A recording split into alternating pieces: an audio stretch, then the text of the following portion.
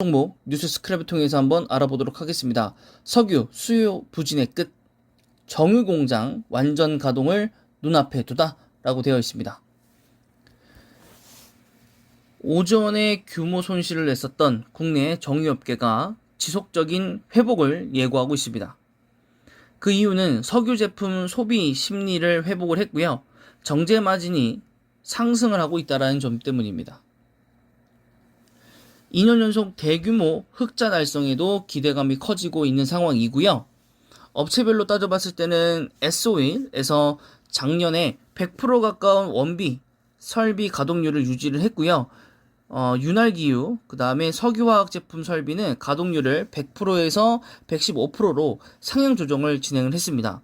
그리고 GX칼텍스, 그 다음에 현대오일뱅크 같은 경우에는 지난 3분기 전후를 해가지고 CDU, 여기 써있죠. 원유 정제 설비, 이 가동률을 90%대로 끌어올렸다라고 합니다. 그리고 국내 가장 큰 정제 능력을 갖고 있는 S에너지가 1차 공정인 CDU 가동률을 70% 중후반대로 관리를 했고요. 2차 공정인 고도화 설비를 100%로 돌리면서 수익성의 극대화를 하고 있습니다. 물론 오미크론 변이 바이러스 확산과 그 다음에 오늘 또 카메룬에서 또 변이 바이러스도 발견됐다고 하더라고요.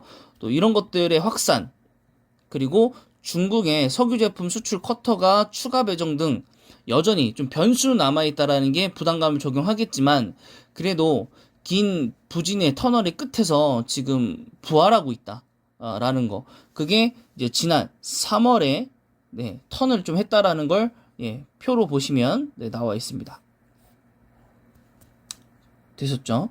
그래서 지난 한 3월부터 해서 얼마만큼 좀 변했는지는 보면 좋을 것 같고, 이게 앞으로도 더 정상화될 예정이기 때문에 앞으로 뭐 다시 한번 뭐 셧다운을 한다든가 뭐 사실 그럴 거는 없다라고 보거든요. 왜냐면 각국에서도 너무 그 경제 성장률이 낮아졌기 때문에 이 부분들을 해결하기 위해선 경제를 어쩔 수 없이 계속적으로 돌려야 하기 때문에 그 부분들에 대해서 좀 생각을 하고 이 뉴스를 바라본다면 긍정적인 부분들이 훨씬 더 많다라는 점이 좀 보입니다.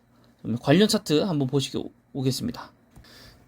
첫 번째 종목은 일봉 보시는 대로 배당락이 뭐 그렇게 크게 나온 편은 아니지만은 그래도 뭐 추가적인 좀 하락은 좀 예상이 되어 있었고, 요 10월부터 지속적으로 좀 하락을 좀 하고 다시 한번 상승 후에 횡보, 그리고 다시 한번 하락. 여기는 좀 배당이 있었기 때문에 올라온 거고, 여기 내려온 것도 사실은 별 내용 아닌 걸로 내려왔었기 때문에 그 부분들에 대한 키 맞추기 작업 이후에 배당락으로 인한 하락이라고 보시면 될 것 같습니다.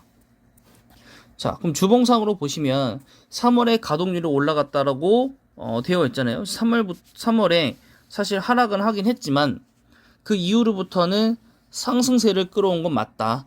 그래서 어느 정도 가동률을 확인하시면 그거에 따라서 올라갔다라는 사실을 볼 수 있고, 근데 10월부터는 사실 이게 떨어진 이유가 이제 차익 실현, 연말 배당에 대한 또 그런 부분들 때문에 좀 하락을 했던 것 같고요. 그 부분들에 있어서는 뭐 사실 주가는 이미 반영이 되어 있다 라고 할 수 있겠고, 가동률이 지금까지 계속 유지가 되고 지금 이 이상으로도 올라간다고 한다면 다시 한번 10만원 고점쯤은 찍지 않을까라는 생각을 갖고 있는 S-오일입니다. S-오일 같은 경우에 월봉공상으로 봤을 때는 10만원 찍었던 적이 있습니다. 그리고 과거에도 이미 10만원 원래 찍었었던 종목이고, 이제 정유 업계는 사실은 좀 정유값, 그죠? 배럴 이제 원유값 때문에 조금 좌우되는 경우들이 조금 많긴 합니다. 그래서 우리가 어떻게 좀 예측을 하거나 하긴 좀 어렵습니다만, 그래서 이제 WTI 요 지수를 좀 체크 좀 잘 하시고, 이제 배럴당 얼마를 하는지 좀 잘 체크를 하시는 게 좋을 것 같습니다. 그래서 우선은 76.08달러 배럴당 되어 있고요. 지금 이게 12월 달로는 거의 최고치고, 물론 저번 달인 10월 달보다는 이제 정유가 좀 내려가긴 했습니다. 내려가긴 했고, 그래서 요 부분들이 좀 반영된 게 아닌가. 그래서 1월부터 시작해가지고 쭉 꾸준히 지금 배럴당 원유가 쭉쭉 올라가고 있고, 중간에 한번 하락했기 때문에 아마 그 시점부터 하락이 나온 것 같습니다. 하지만 이게 거의 10년으로 봤을 때는 2015년도 이후로는 가장 높은 가격대이기 때문에 이게 만약에 배럴당 100달러가 넘어간다면 이게 거의 원유 파동 시절로 가는 것이기 때문에 과연 거기까지 가는 게 옳은가 싶긴 한데 여기서 좀 좀 보폭을 좀 맞추는 게 좀 좋다라고 봐요. 좋다라는 게 좋은 것 같습니다. 그게. 자, 그래서 원유래. SOL에 대한 시총이 9조. 이거 넘고, 이제 코스피 42이고, 액면가 2,500원. 그 다음에 외국인 수준율이 77% 정도 됩니다. 그래서 이제 유튜브 보시면, 이제 뭐랄까요. 이제 증권 매니저들 중에서, 이제 뭐 방송이나 이런 거 하실 때, 꼭, 우리가 몰라도 될 만한 뭐 다우지수가 몇 점 몇 프로가 증가했고, 뭐 나스닥은 얼마가 증가했고, 이번 배럴을 얼마고 이런 걸 설명을 좀 했었던 게 저는 좀 잘 이해가 안 됐었거든요. 이런 걸 뭐하러 얘기하나. 근데 그 하루하루의 이제 변화치를 좀 보고, 정유업계가 어떻게 되겠구나. 상승을 이제 시작을 했겠구나. 이런 것들을 좀 느낄 수 있지 않나. 그래서 저도 좀 지표들을 좀 매일매일 좀 확인을 좀 하는 그런 습관을 좀 길러야겠다라는 게 갑자기 이번 뉴스를 통해서 좀 확 와닿는 건 있습니다. 네, 그래서 SOL에 대한 이제 재무제표고요. 이제 요번 연도에만 지금 영업이익이 굉장합니다. 그죠? 연간 거의 사상 최대 실적으로 지금 기록이 되고 있고, 아무래도 내년에도 이 기조가 이어질지 혹은 이게 역기조로 작용할지는 미지수입니다. 그 다음 기업은 GS입니다. GS. 자, GS 같은 경우에, 주봉으로 좀 갖고 왔는데, 주봉으로 갖고 온 이유는 GS 칼텍스가 이걸 하고 있기 때문에 직접적으로 뭔가 연관이 되어 있다라고는 말하기도 애매하고 그렇다고 연관이 없다라고 말하기도 애매하기 때문에 주봉으로만 갖고 왔고요.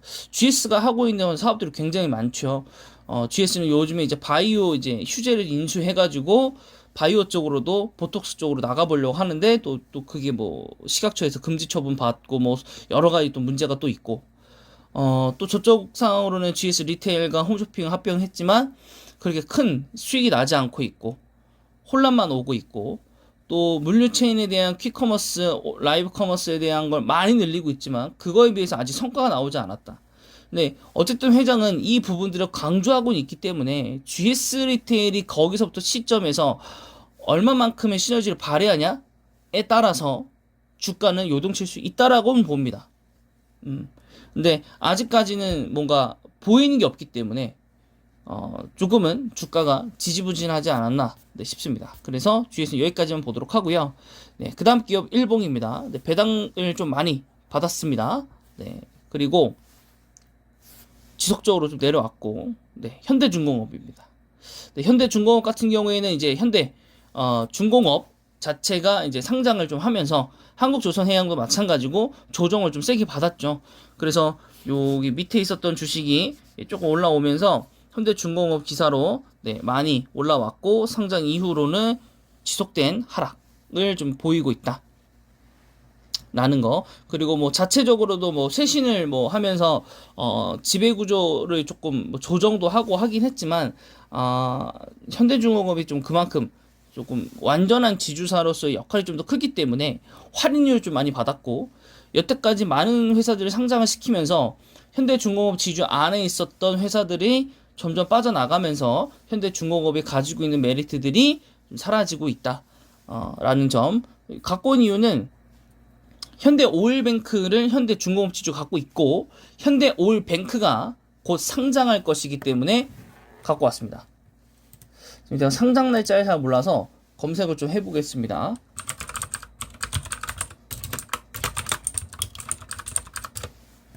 네, 현대오일뱅크 같은 경우에 상반기에 예약이 좀 되어 있고요. 예비 심사 청구는 이미 12월 달에 진행을 한 것처럼 보이고요.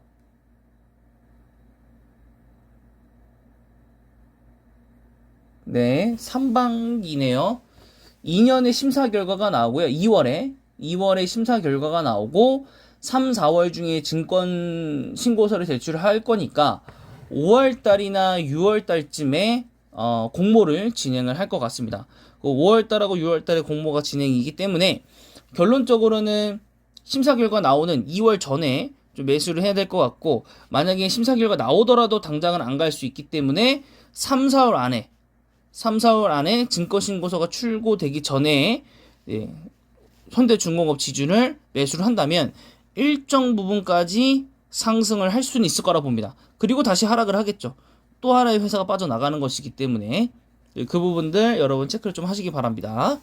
자, 마지막 기업은 아닌 것 같네요. 여기도 주봉상으로